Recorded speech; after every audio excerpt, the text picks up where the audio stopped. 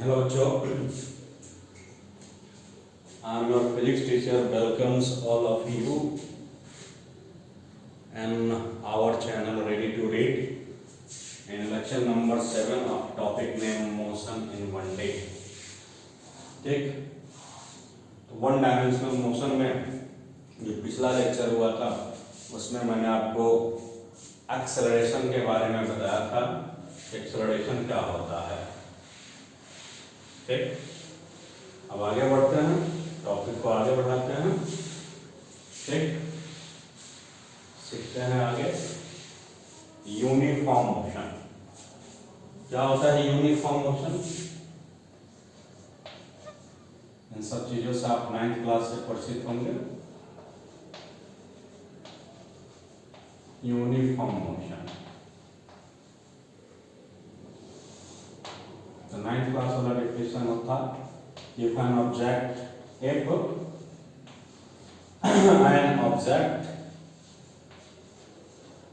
covers equal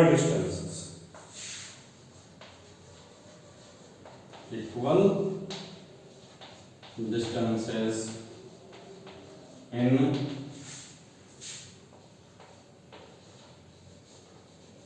equal interval of time. If an object covers equal distances in equal interval of time, तो उस motion को क्या कहेंगे, uniform motion कहेंगे। ठीक, in uniform motion, in uniform, second point, in uniform motion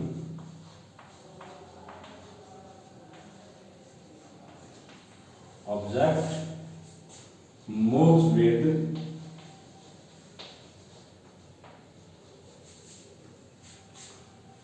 constant velocity, moves with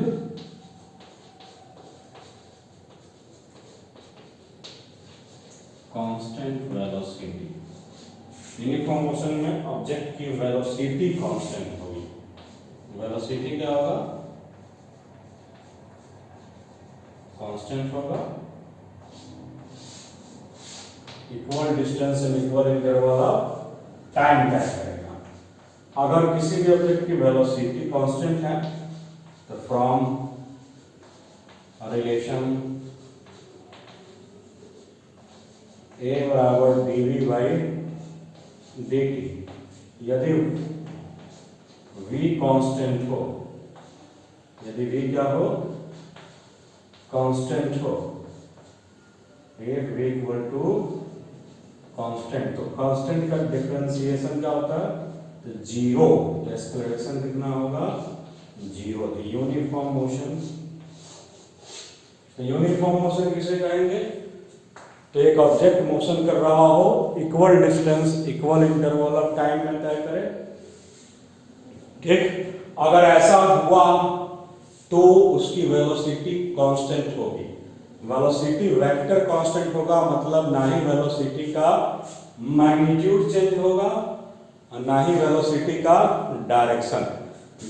ठीक, vector में मैंने पढ़ा था, जब कभी भी कह दिया जाए कि कोई वेक्टर कांस्टेंट है, तो वेक्टर कांस्टेंट है, इसका अर्थ है कि उसका ना मैग्नीट्यूड बदल रहा है ना डायरेक्शन।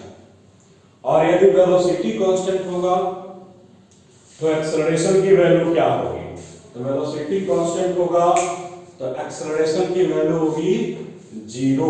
तो एक्सेलरेशन, तो ये जनरल प्रॉपर्टीज हैं किसके, यूनिफॉर्म मोशन के। अगर एक ऑब्जेक्ट कौन सा मोशन कर रहा हो, यूनिफॉर्म मोशन कर रहा हो तो। ठीक, तो इसको नोट करिए, फिर आगे बढ़ते हैं। तो आपने नोट कर लिया इसको। ठीक, फिर आगे बढ़ते हैं। तो अभी तो आप 11th क्लास में हैं, तो आपसे जब कभी भी पूछा जाए यूनिफॉर्म मोशन से क्या समझते हैं, सिंगल वर्ड आंसर। ठीक, ये तीनों चीज दोहराने की जरूरत नहीं, सीधा मतलब अगर एक ऑब्जेक्ट यूनिफॉर्म मोशन में है तो क्या होगा, आपका जवाब होना चाहिए कि यदि एक ऑब्जेक्ट यूनिफॉर्म मोशन में है तो उसकी वेलोसिटी कांस्टेंट होगी, ना ही वेलोसिटी का मैग्नीट्यूड चेंज होगा, ना ही डायरेक्शन। ठीक, तो आगे फर्दर इन यूनिफॉर्म मोशन में वेलोसिटी क्या रहता है, कांस्टेंट रहता है। अब हमने बताया था कि अगर कोई क्वांटिटी कांस्टेंट हो, जैसे लेट्स से सपोज कि ऑब्जेक्ट है, इस ऑब्जेक्ट मोशन कर रहा हो और इसकी वेलोसिटी हमेशा 3 मीटर पर सेकेंड रहे, ठीक, इस ऑब्जेक्ट को कहेंगे कौन सा मोशन में है, यूनिफॉर्म में। अगर किसी क्वांटिटी के बारे में कहा जाता है कांस्टेंट रहेगा तो उसका ग्राफ, अगर ये एक्सिस वेलोसिटी है, अब देखो जितने मैथमेटिकल टूल पढ़े हैं हम सबका यूज आना शुरू हुआ, लेकिन इसका ग्राफ, कोई सी भी कांस्टेंट क्वांटिटी का ग्राफ क्या होता है, तो बताया था किसी भी कांस्टेंट क्वांटिटी का ग्राफ वेरिएबल एक्सिस के पैरेलल होता है। इसका मतलब वेलोसिटी 3 मीटर पर सेकेंड इस एग्जांपल के लिए, और टाइम के पैरेलल, मतलब टाइम बदल रहा है 0 1 2 3, लेकिन वेलोसिटी 3 था, 3 है और 3 ही रहेगा, कभी चेंज नहीं होगा, तो इसका VT ग्राफ ये होगा। तो यूनिफॉर्म मोशन का VT ग्राफ ये होता है।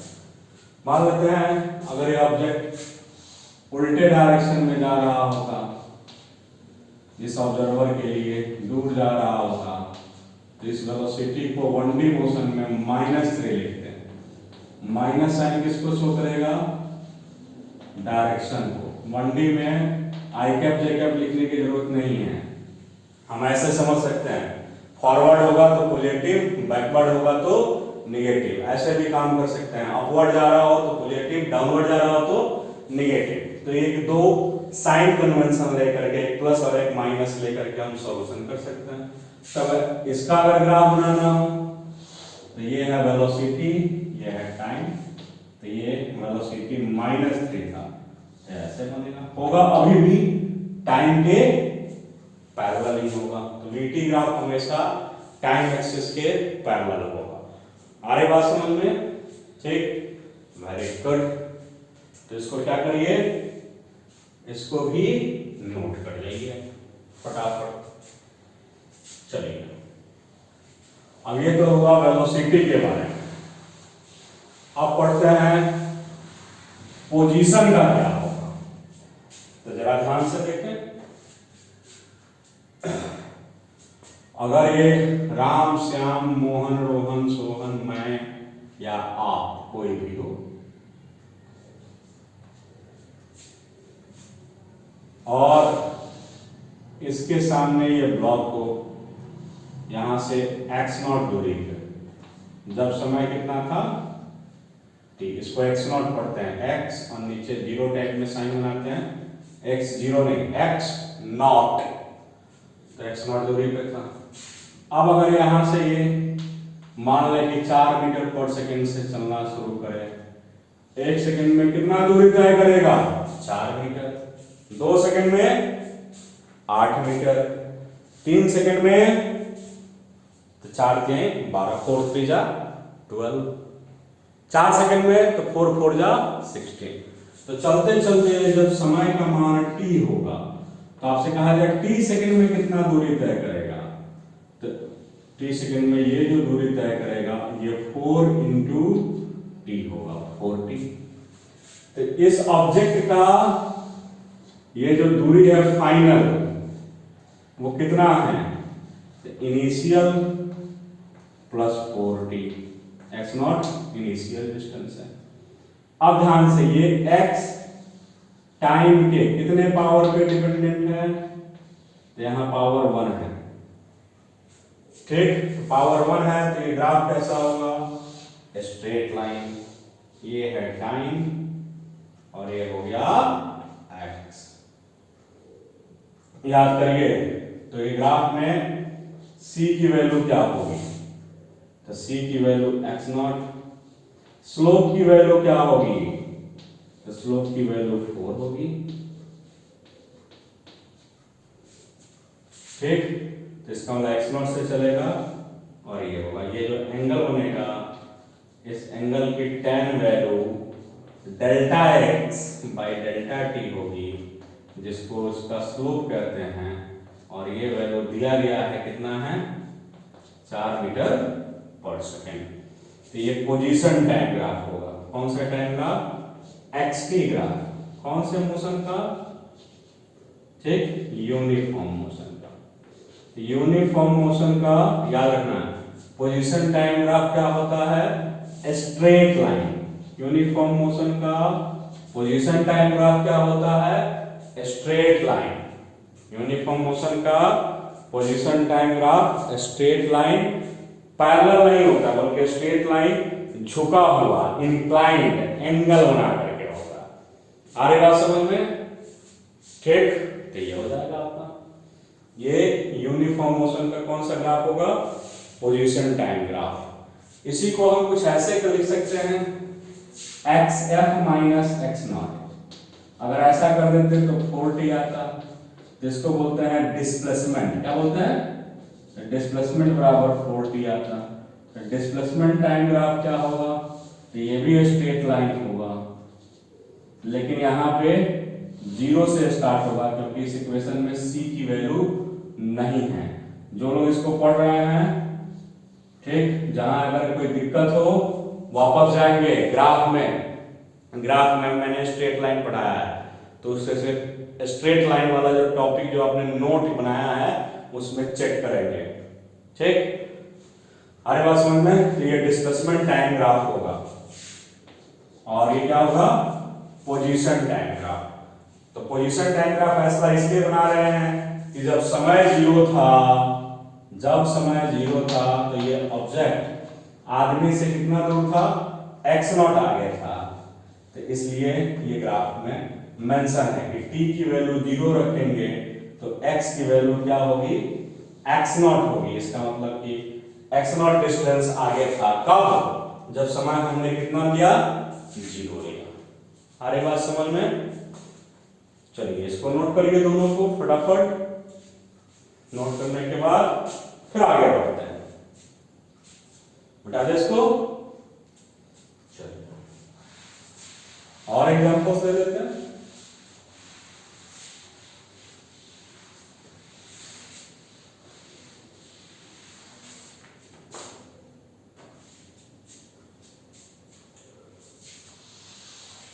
अगर कोई ऑब्जेक्ट दूर हो ऑब्जर्वर ए से, कितना दूर हो, x0, और ऑब्जर्वर की तरफ आना शुरू कर दे 4 मीटर पर सेकंड से, तो क्या होता, तो 1 सेकंड बाद 4 मीटर, 2 सेकंड बाद 8 मीटर, 3 सेकंड बाद 12। तो इसका मतलब t सेकंड बाद, ये इनिशियल और ये फाइनल, t सेकंड बाद ये यहां से यहां आया होता है, कितना दूरी तय करते हैं, तो 4 × t। स्टार्टिंग में x0 डिस्टेंस पे था, अब ये 4 मीटर पर सेकंड से ऑब्जर्वर की तरफ चलना शुरू कर दे तो t सेकंड में कितना दूरी तय करेगा, 4t। तो ये अपने जगह से 40 मीटर पीछे आएगा तो अब ऑब्जर्वर से कितना दूर है, तो ये फाइनल x बराबर क्या होगा, x0 में से 4t को माइनस करेंगे। ये लुक अलाइक इक्वेशन है, y = -mx + c का। इसका मतलब इस एक्सिस को x माने, इस एक्सिस को टाइम माने। तो जब समय 0 था तो यह ऑब्जेक्ट कहां था, तो ऑब्जेक्ट x0 दूरी आगे था। समय के साथ क्या हो रहा है, x0 घट रहा है या बढ़ रहा है, यहाँ इक्वेशन में भी समय बढ़ाएंगे, ये वैल्यू x0 से कम आएगा। डायग्राम में भी क्या है, जैसे जैसे समय बढ़ रहा है ये x0 की वैल्यू घट रही है, वैसे वैसे ये पास आ रहा है, तो ये ग्राफ बनेगा। अब यहाँ एंगल बनेगा थीटा 90 से ज्यादा, तो इसका स्लोप होगा निगेटिव। तो बिल्कुल यहाँ पे जो स्लोप है वो कितने का है, -4 का। ठीक, ध्यान रखिएगा स्लोप हमेशा यहाँ पे क्या कहलाएगा, delta x by delta T. इसको क्या कहते हैं, वेलोसिटी। एकदम दिमाग में बिठा के रखिए, अगर आपने ग्राफ बनाया ए और बी का, तो इस ग्राफ का स्लोप क्या होगा, तो इस ग्राफ का slope delta A by delta B. अगर आपने ग्राफ बनाया पी और बी का, इस ग्राफ का स्लोप क्या होगा, delta P by delta B. ये जो एक्सिस है इसका चेंज डिवाइडेड बाई इसका चेंज।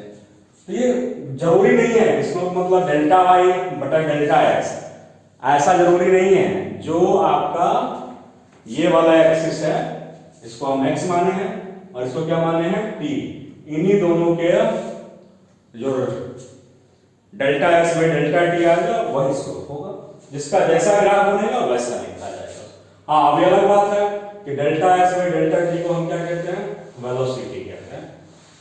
ठीक, अब यहां से एक चीज और भी कंफर्म हो रही है कि पोजीशन टाइम ग्राफ का स्लोप क्या देता है हमें, वेलोसिटी देता है। हो गया ये बात, ठीक। तो इसको भी नोट करिए और एग्जांपल्स लेते हैं, इसको भी क्या करिए, नोट करिए। नोट करने के बाद और एग्जांपल्स लेते हैं।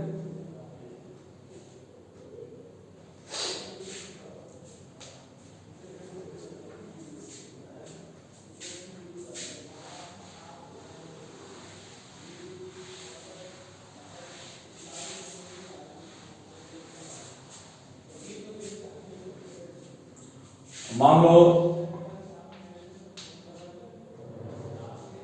ये ऑब्जर्वर हो और ऑब्जेक्ट इनिशियली ऑब्जर्वर से पीछे हो, इस एक्स एक्सिस पे कितना पीछे हो, एक्स नॉट, और इधर जाना शुरू कर दे 4 मीटर पर सेकेंड से। तो चलते चलते कुछ देर के बाद यहां पहुंचेगा, कितना दूरी तय करेगा बेटा, ये 4t। तो ऑब्जेक्ट की यहां से क्या दूरी होगी, तो 4t में से x नॉट को माइनस करेंगे, तो ये x आ गया। फिर से आगे रिलेशन लीनियर ही होगा, लेकिन ये तय है कि t0 पर x बराबर क्या था, माइनस एक्स नॉट। ठीक, और m की वैल्यू क्या है, +4। तो ग्राफ ऐसे बनेगा, ये x और ये t। ठीक, t0 पर x का मान क्या था, माइनस एक्स नॉट, और स्लोप पॉजिटिव है तो यहां एंगल जो बनेगा ऐसे बनेगा थीटा, जो कि लेस देन 90। तो यहां, और ये वो समय है जब ये ब्लॉक इस आदमी को क्या किया है, क्रॉस किया है। ठीक, तो ये आपका पोजीशन टाइम ग्राफ ऐसा होगा।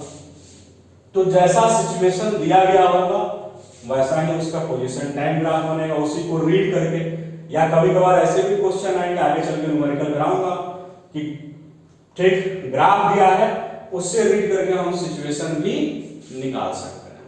तो ये जो प्रॉपर्टीज हैं ग्राफ की या ये सारी चीजें, इनको आपको क्या करना रखना होगा, मेमोराइज करके, याद करके रखना होगा। ठीक है, इसको क्या करिए, नोट करिए फटाफट।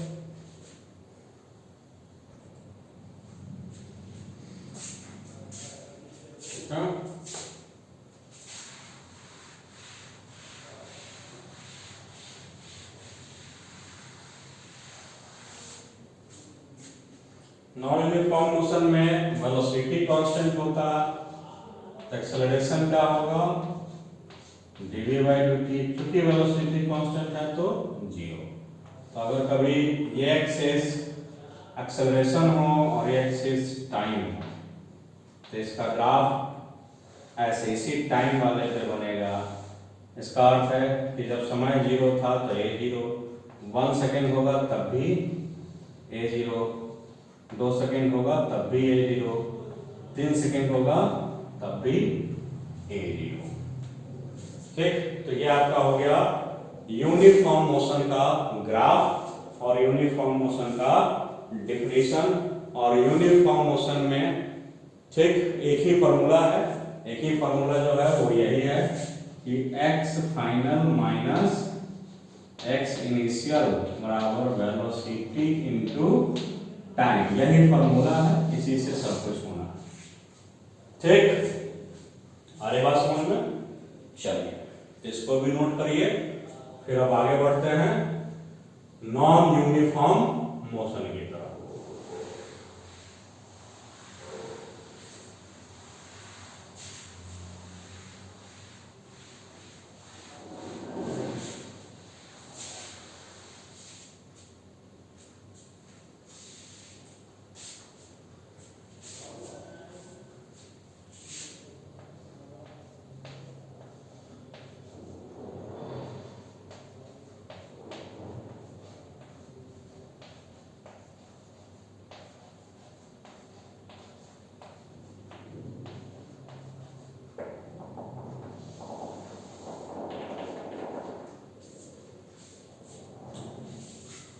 इसकी तरफ चलते हैं, नॉन यूनिफॉर्म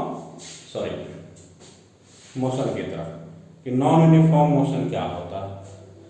ठीक, तो जिस तरह से पढ़े थे यूनिफॉर्म मोशन के लिए equal distances and equal interval of time, तो नॉन यूनिफॉर्म मोशन में ये, ठीक, if an object covers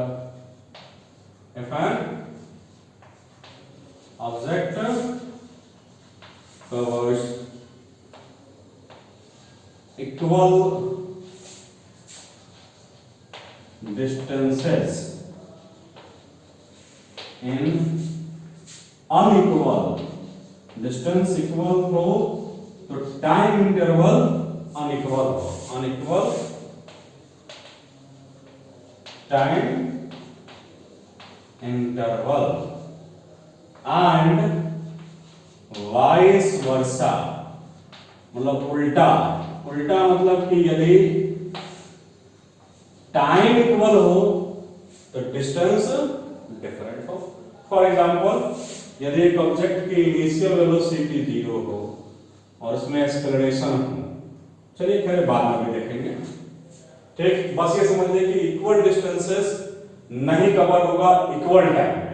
अगर डिस्टेंस इक्वल लेंगे तो टाइम डिफरेंट आएगा, और यदि टाइम इक्वल लेंगे तो डिस्टेंसेस डिफरेंट आएंगे। सेकंड वन, अगर ऐसा हुआ तो ऑब्जेक्ट की वेलोसिटी वेरिएबल होगी। अब यही बात ध्यान रखना है आपको, यूनिफॉर्म मोशन मतलब वेलोसिटी कांस्टेंट, आप 11th में अब आ गए हैं, और नॉन यूनिफॉर्म मोशन मतलब वेलोसिटी वेरिएबल। तो motion of object, motion of an object with variable velocity, variable velocity variable हो तो उसे क्या कहेंगे, नॉन यूनिफॉर्म। और वेलोसिटी वेरिएबल हुआ, अगर वेलोसिटी क्या हुआ, वेरिएबल, तो जरूर एक्सेलरेशन होगा। ठीक, there must be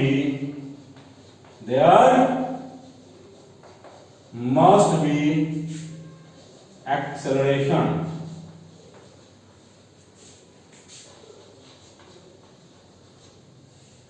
in object में जरूर एक्सेलरेशन होगा, या तो पॉजिटिव या तो नेगेटिव। तो ये 3 पॉइंट हैं जनरल काइनेमेटिक्स के। ठीक, कि यदि मोशन नॉन यूनिफॉर्म है तो इक्वल टाइम में इक्वल डिस्टेंस नहीं होगा।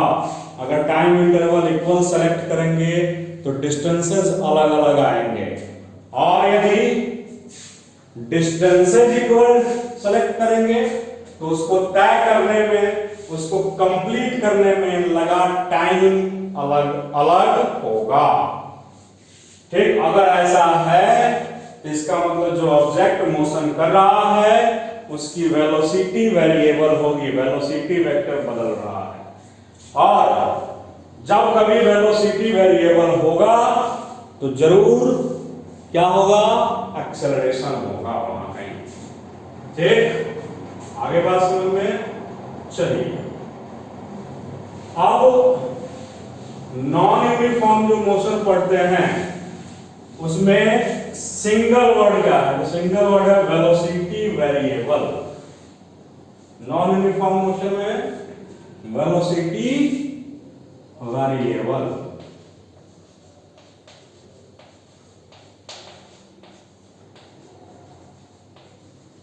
नॉन यूनिफॉर्म मोशन मतलब वेलोसिटी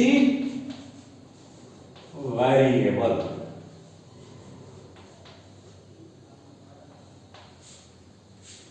अब जो वेलोसिटी वेरिएबल है उसके दो तरीके हो सकते हैं। मान लो एक ऑब्जेक्ट की वेलोसिटी स्टार्टिंग में 2 मीटर पर सेकेंड था, टाइम 1 सेकेंड पे, पर जब टाइम 3 सेकेंड हुआ तो ये बढ़ के 6 मीटर पर सेकेंड हो गया। फिर टाइम ठीक 5 सेकेंड हुआ तो ये वेलोसिटी बढ़ के आपका हो गया 10 मीटर पर सेकेंड। फिर जब टाइम 8 सेकेंड हुआ तो ये वेलोसिटी बढ़ के हो गया 14 मीटर पर सेकेंड। अब जरा ध्यान से देखना, अब यहां पहले 2 सेकेंड में वेलोसिटी कितने से इंक्रीज किया? 4 से। इंक्रीजिंग रेट यहां 4 का, 4 2 सेकेंड में। यहां भी 2 सेकेंड में कितने से बढ़ा है? 4 से। आगे भी 2 सेकेंड में, सॉरी 1 से 3, 3 से 5, तो 5 से 2 7। आगे भी 2 सेकेंड में कितने से बढ़ा है? तो आगे भी 2 सेकेंड में बढ़ा है कितने से? 4 से ही बढ़ा है। तो यहां रेट जो है, rate of change in velocity, change in velocity एक तरह से यूनिफॉर्म है, एक तरह से क्या है? कांस्टेंट है कि हर एक 2 सेकंड में 4 का इंक्रीज। तो rate of change in velocity को एक्सेलरेशन कहते हैं। तो ये ऐसा जिसमें एक्सेलरेशन कांस्टेंट हो। तो नॉन यूनिफॉर्म मोशन जिसमें एक्सेलरेशन होगा, अब एक्सेलरेशन कांस्टेंट हो सकता है या वेरिएबल। अब वेलोसिटी ऐसे भी तो बदल सकता है। एक ऑब्जेक्ट मोशन कर रहा था, स्टार्टिंग में इसकी वेलोसिटी, रियली में जो हमारा कार या बाइक चलाते हैं उसका मोशन ऐसे ही होता है। कभी गड्ढा आ जाए तो स्पीड कम हो जाता है, कभी गड्ढा ना हो खाली हो तो स्पीड बढ़ जाता है। तो ऐसा ही होगा जैसे कि कभी वेलोसिटी 2 मीटर पर सेकंड था, तीसरे सेकंड पे बढ़ के 6 मीटर पर सेकंड हो गया। ठीक 3 से जैसे 5 सेकंड हुआ, ये वेलोसिटी 16 मीटर पर सेकंड हो गया। तब जरा ध्यान से देखिए, पहले 2 सेकंड में 4 से बढ़ा, अगले 2 सेकंड में अचानक से 10 से बढ़ा।